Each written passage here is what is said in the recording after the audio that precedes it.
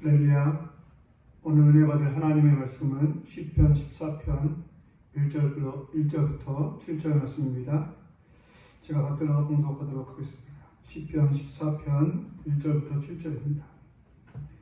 다윗의 시 인도자를 따라 부르는 노래. 어리석은 자는 그의 마음에 이르기를 하나님이 없다 하는도다. 그들은 부패하고 그 행실이 가증하니 선을 행하는 자가 없도다. 여호와께서 하늘에서 인생을 굽어 살피사 지각이 있어 하나님을 찾는 자가 있는가 보려 하심즉 다 치우쳐 함께 더러운 자가 되고 선을 행하는 자가 없으니 하나도 없도다. 죄악을 행하는 자마다 저는 다 무지하냐? 그들이 떡 먹듯이 내 백성을 먹으면서 여호와를 부르지 아니하는도다. 그러나 거기서 그들을 두려워하였으니 하나님이 의인의 세대에 계심이로다. 너희가 가난한 자의 계획을 부끄럽게 하나 오직 여호와는 그의 피난처가 되시도다. 이스라엘의 구원이 시온에서 나오기를 원하도다. 여호와께서 그의 백성을 포로된 곳에서 돌이키실 때에 야곱이 즐거워하고 이스라엘이 기뻐하리로다. 아멘. 할렐루야. 또다시 이렇게 영상으로 주님 앞에 예배하게 되어서 아쉬운 마음입니다. 하지만 영상으로라도 우리가 주 앞에 예배할 수 있는 은혜를 주신 하나님 앞에 감사하며 시간도 최선을 다해서 우리 마음과 정성과 뜻을 다해서 예배하는 가운데 하나님께는 영광이요 우리에게는 은혜의 시간이 될 수 있게 되기를 주님의 이름으로 축복합니다. 저는 이번 주간에 여행 아닌 여행을 잠시 동안 다녀왔습니다. 서울역을 잠시 동안 갔다 오게 되었는데 서울역에 가서 제가 깜짝 놀란 두 가지가 있습니다. 첫 번째로는 서울역에 그렇게 많은 노숙자가 있다는 것을 보고 깜짝 놀랐습니다. 저는 이 봉담 지역에 살면서 봉담 지역에서 노숙자를 보거나 아니면 구걸하는 사람을 한 번도 본 적이 없는데 대한민국 수도 서울 한복판이라고 할 수 있는 서울역에서 그렇게 많은 노숙자들이 있는 것을 보고 깜짝 놀랐습니다. 또한 그들의 행동을 보고 깜짝 놀랐는데 파출소 앞임에도 불구하고 그들이 17명씩 앉아서 술판을 벌이면서 이렇게 마스크도 쓰지 아니하고 큰 소리로 떠들고 또 자고 하는 모습을 보면서 정말 깜짝 놀랐습니다. 또다시 놀란 것이 있다면 그것은 이제 고가도로, 옛날에 사용하던 고가도로를 이제 지금은 화단을 조성해서 서울로라는 그러한 길로 만들고 그것에 아름다운 정원을 꾸민 것을 보면서 이렇게 깜짝 놀라게 되었습니다. 정말로 아름답고 아름다운 모습을 보면서 너무너무 좋았습니다. 그런데 그 서울로, 아름다운 그 서울로를 보면서 누군가가 이 서울로는 저절로 있는 거야 라고 말한다면 그 사람은 좀 이상한 사람일 것입니다. 그리고 그런 말을 듣는다면 그 서울로를 만든 사람이 이제 들으면 너무너무 기분 나빠할 것입니다. 천지를 만드신 분은 하나님이십니다. 그런데 누군가가 천지는 저절로 있다고 말하면 하나님은 매우 싫어하실 것입니다. 갤러리의 그림을 보면 작가를 부인할 수 없는 것처럼 아름다운 자연을 보면서 창조주 하나님을 부인한다면 이것은 있을 수 없는 것입니다. 히브리서에 보면 집마다 지은 이가 있으니 만물을 지으신 이는 하나님이시니라 라고 말씀합니다.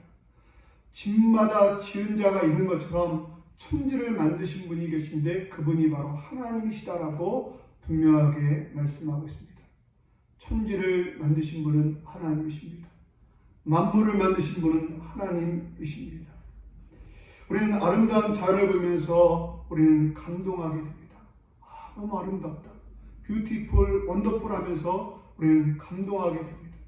그런데 수없이 많은 사람들이 자연을 보면서 뷰티풀, 원더풀을 외치면서도 그들은 이 자연 만물이 저절로 있다고 생각하는 사람들이 너무너무 많이 있다는 것입니다. 그들 가운데 좀 더 안타까운 것은 많이 배우고 또 지혜자라고 불리는 사람들 가운데서도 이 아름다운 자연 만물을 보면서 하나님을 부인하고 있다는 것입니다. 이들에 대해서 오늘 시편 기자 다윗은 말합니다. 어리석은 자는 그의 마음에 이르기를 하나님이 없다 하는도다. 그들은 부패하고 그 행실이 가증하니 선을 행하는 자가 없도다라고 합니다. 하나님을 부인하는 사람을 향하여서 어리석은 사람이라고 말합니다. 우리가 부모님을 부인하면 그 사람은 정말이지 어리석은 사람입니다. 이처럼 하나님을 부인하는 사람을 향해서 다윗은 어리석은 사람이다라고 말하고 있습니다. 그러면 이 어리석은 사람, 하나님을 부인하는 사람들은 어떻게 살아가고 있을까요? 오늘 본문 시편 14편 1절로 3절에 보면 이렇게 말씀합니다. 어리석은 자는 그의 마음에 이르기를 하나님이 없다 하는도다. 그들은 부패하고 그 행실이 가증하니 선을 행하는 자가 없도다. 여호와께서 하늘에서 인생을 굽어 살피사 지각이 있어 하나님을 찾는 자가 있는가 보려 하신즉 다 치우쳐 함께 더러운 자가 되고 선을 행하는 자가 없으니 하나도 없도다라고 합니다. 하나님을 부인하는 사람들의 모습을 이렇게 몇 가지로 설명하고 있는데 가장 먼저는 선을 행하는 사람이 없다는 것입니다. 그들은 부패하고 행실이 가증하다라고 말하고 있습니다. 그리고 선을 행하는 사람이 없는데 어느 정도 없냐면 3절에 보면 선을 행하는 자가 없나니 하나도 없다라고 말하고 있다는 것입니다. 또한 그들은 하나님께서 그들에게 주신 지각을 이용해서 하나님을 알려고 하지 않는다는 것입니다. 그들은 하나님께서 주신 지혜, 하나님께서 주신 지각을 통해서 가만히 연구하고 살펴보면 하나님을 알 수 있을 것인데 그들은 세상에 살면서 무엇을 먹을까, 무엇을 마실까, 무엇을 입을까 여기에 관심을 가지고 세상에 홀을 받고 이제 살아가고 있다는 것입니다. 또한 그들은 이게 더하여서 이게 악을 행하면서 백성들에게서 탈취하면서 이렇게 살아가고 있다는 것입니다. 그러면 그들이 이렇게 살아가는 이유가 어디에 있을까요? 그러면 그들은 하나님을 부인하고 그들의 있는 양심, 그들의 마음에 있는 그 마음으로 살아가고 있기 때문입니다. 그들은 그러면서 생각합니다. 내 양심은 올바라. 아니면 내 생각은 맞는 생각이야 라고 말하면서 그들은 무슨 일이든지 행하고 있다는 것입니다. 그러나 그들은 알지 못하고 있습니다. 만물보다 거짓되고 심히 부패한 것이 우리의 마음임을 알지 못하고 있다는 것입니다. 여기에 대해서 예레미야서는 이렇게 말합니다. 만물보다 거짓되고 심히 부패한 것은 마음이라 누가 능히 이를 알리오마는 이렇게 말합니다.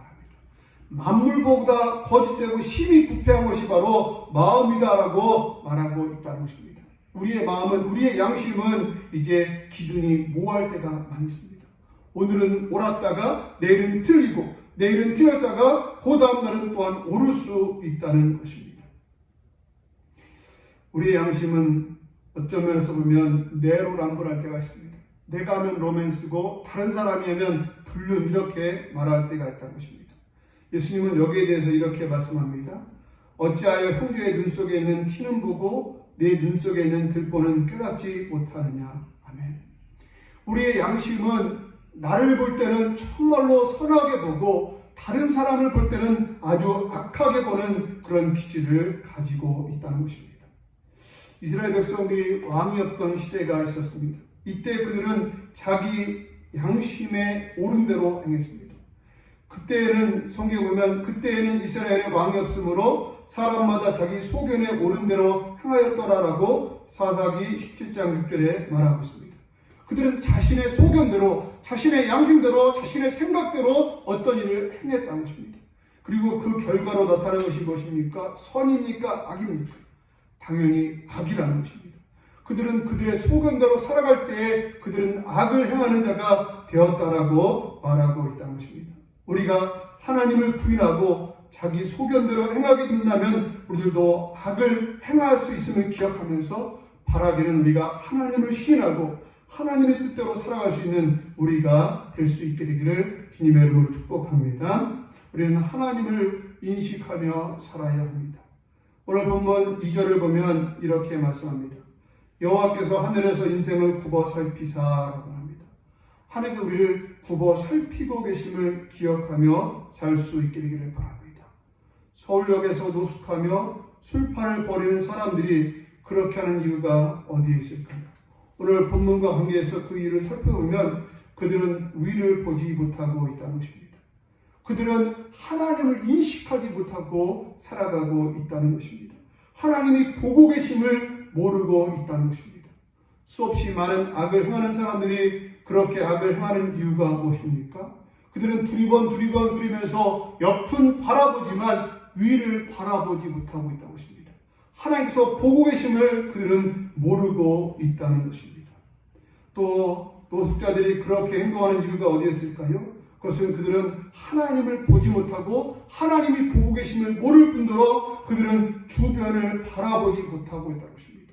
이웃을 보지 못하고 있고 이웃의 아픔을 보지 못하고 있다는 것입니다. 그들의 눈에 이웃이 보인다면 사람들이 그렇게 많이 왕래하는 곳에서 마스크도 쓰지 아니하고 술판을 벌이면서 떠들 수 없다는 것입니다. 그들이 보고 있는 것은 무엇입니까? 오로지 자기 자신입니다.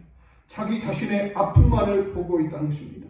나는 누구에게 사기를 당했어. 그러니까 나는 이렇게 할 수 있어. 나는 너무너무 괴로워서 이렇게 할 수 있어. 나는 사업에 부들어왔기 때문에, 나는 사랑하는 사람에게 버림을 받았기 때문에, 나는 아프기 때문에 이렇게 할 수 있어 하면서 그들은 자기 자신의 아픔만을 바라보고 있다는 것입니다. 성숙한 사람은 자연을 보면서 하나님을 발견해야 합니다. 풀 한 포기, 꽃 한 송이, 나무 한 그루를 보면서 창조자를 발견해야 합니다. 저는 이러한 것들을 볼 때마다 정말 감탄이 납니다. 똑같은 흙과 똑같은 물을 먹고 같은 햇빛을 받고 자라는데 어떻게 저마다 형형색색의 꽃을 피울 수 있을까? 이것만 생각해도 하나님이 계신 것이 느껴지고 하나님께 정말로 영광을 돌릴 수 있게 된다는 것입니다. 그리고 이렇게 흙을 통해서 또 물을 먹고 햇빛을 받아 자라는 이 아름다운 꽃들이 얼마나 아름다운가 보십시오. 우리 예수님은 여기에 대해서 이렇게 말씀하십니다. 내가 너에게 말하노니 솔로몬의 모든 영광으로도 입은 것이 이 꽃 하나만 갖지 못하느니라. 정말로 흙을 통해서 자라는 이 아름다운 꽃이 솔로몬의 영화로 입은 옷보다 더 아름답다라고 말씀하고 있다는 것입니다. 그런데 사람들은 이 자연을 보면서 하나님을 발견하지 못하게 됩니다. 왜 그럴까요? 왜 그들은 하나님을 발견하지 못하고 있을까요? 고린도전서 1장 21절에 보면 그 이유를 설명하고 있는데 하나님의 지혜에 있어서는 이 세상이 자기 지혜로 하나님을 알지 못하므로 하나님께서 전도에 미련한 것으로 믿는 자들을 구원하시기를 기뻐하셨도다 라고 말씀합니다. 세상의 지혜로는 하나님을 알 수 없습니다. 아무리 지혜로운 사람이라 할지라도 아무리 박사요 이제 그보다 더한 지식을 가지고 있다 할지라도 세상 지혜로는 하나님을 알 수 없다는 것입니다. 그러기에 하나님께서는 전도에 미련한 것을 전도라는 미련한 것처럼 보여지는 그것을 통해서 이제 하나님을 알리기를 원하고 있다는 것입니다. 바라게 우리가 전도를 통해서 창조자 하나님을 전할 수 있는 우리가 될 수 있게 되기를 바랍니다. 또 전도를 통해서 제약된 인간의 모습과 우리 제약된 인간의 최후를 전할 수 있는 우리가 될 수 있게 되기를 바랍니다. 한 번 죽는 것은 사람에게 정해진 것이요 그 외에는 심판이 있음을 전할 수 있는 우리가 될 수 있게 되기를 바랍니다. 그리고 우리는 전도를 통해서 우리를 사랑하셔서 우리를 구원하시기 위해서 하나님이 하신 일을 전할 수 있는 우리가 될 수 있게 되기를 바랍니다. 요한복음 3장 16절에 보면 하나님이 하신 일을 말씀하고 있는데 하나님이 세상을 이처럼 사랑하사 독생자를 주셨으니 이는 저를 믿는 자마다 멸망하지 않고 영생을 얻게 하려 하심이니라 라고 말씀하고 있습니다. 하나님 우리를 사랑하셔서 우리를 구원하시기 위해서 독생자를 주셨다라고 말씀하고 있습니다. 이 사실을 전할 수 있는 우리가 되어야 할 줄로 믿습니다. 또 우리는 이제 세상 전도를 통해서 세상에 구원의 방법을 알려줄 수 있게 되기를 바랍니다. 사도 바울은 말합니다. 주 예수를 믿으라. 그리하면 너와 네 집이 구원을 받으리라.